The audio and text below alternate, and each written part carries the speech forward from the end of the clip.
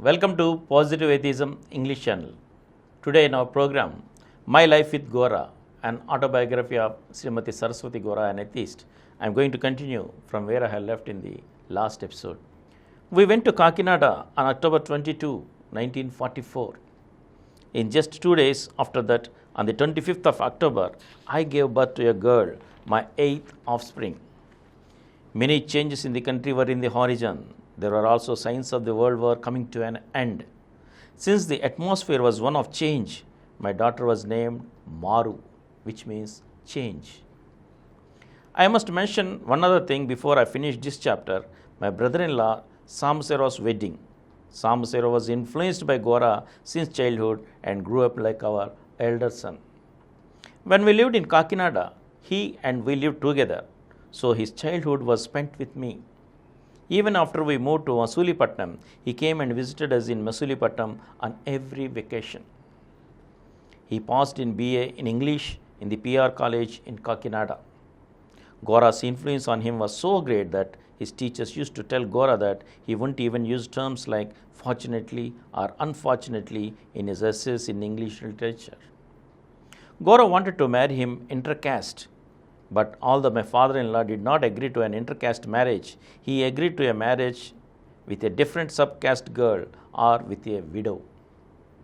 While Gora was thinking about this, a gentleman with whom he got acquainted in jail, Malladi Sivarama Sastri, told him that he had a widowed sister, that their family was quite orthodox, but that he and his brothers were still resolved to marry her again.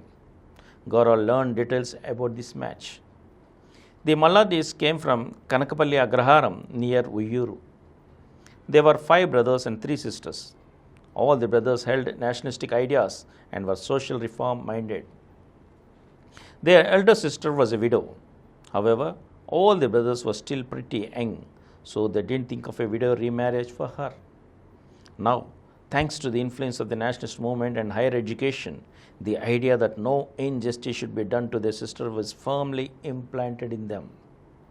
Gora invited Sivaram Sastri, talked to him about the relevant details, and wrote to his father in Kakinada.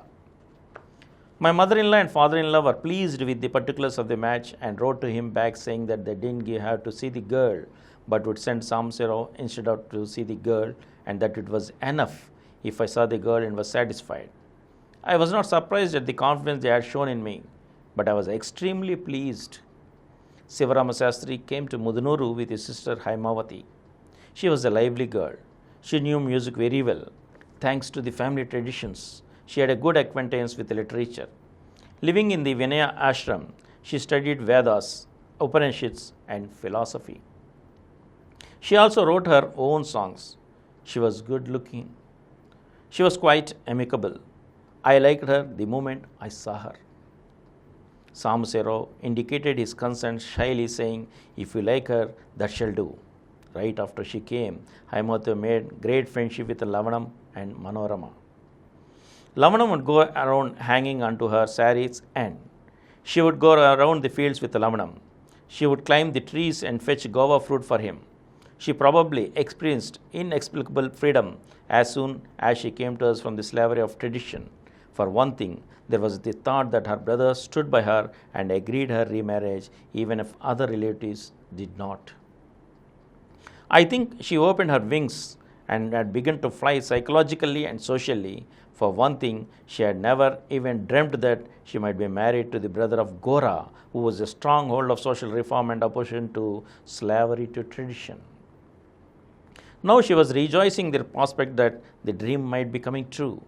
After my father-in-law laid the responsibility on me, I liked the girl, and Samaram too liked her, and Gora liked her even before us. So the marriage was settled in the very first meeting. As I was contemplating going on Satyagraha, we decided that the wedding should be performed before that date. We arranged a registered marriage and a social function in Kakinada. We arranged for Bulusu Sambamurthy to preside over the wedding, to congratulate the couple, and for a communal feast. Sambamurthy was a hero in the struggle for independence in Kanakapalli. He had acted as a speaker for the Madras Legislative Assembly.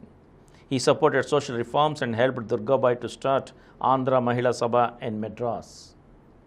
Above all, He was a close friend of the family. Haimavati's mother, her elder sister, and many elders in her village were seriously opposed to this marriage, fearing that tradition would be uprooted. I felt that they saw this assembly more as a funeral than as a congratulatory ceremony. They all locked themselves up in their homes, closing their doors. Anyway, Haimavati's brothers and the reform-minded youth of the village stood their ground firmly and conducted the marriage and communal feast successfully. Some youth from the villages surrounding Madanapalli also came to Kanakpalli to give us support.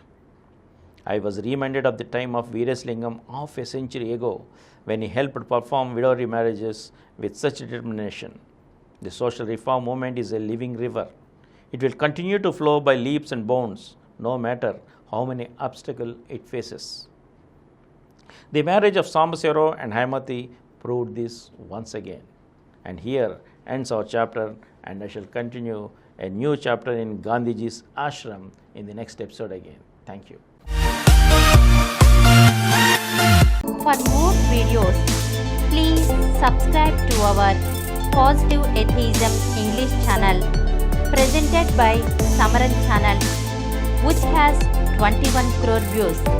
Please like, subscribe and share our videos, and for notification of our new videos, please click the bell icon.